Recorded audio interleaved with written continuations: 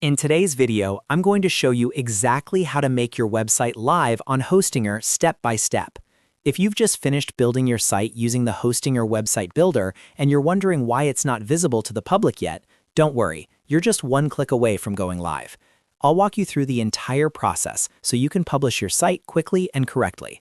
And if this tutorial helps you out, make sure to like this video and subscribe to the channel for more simple website and tech tutorials.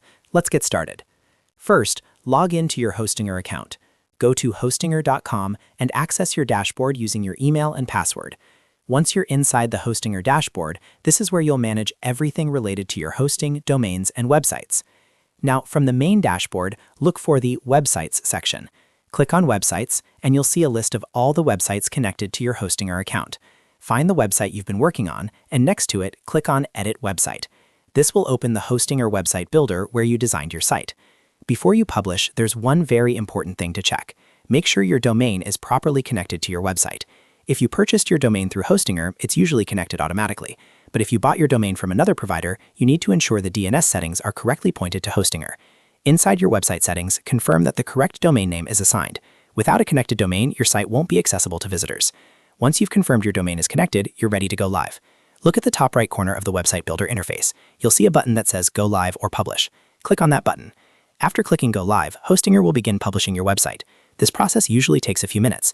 During this time, your website files are being pushed to the server and connected to your domain.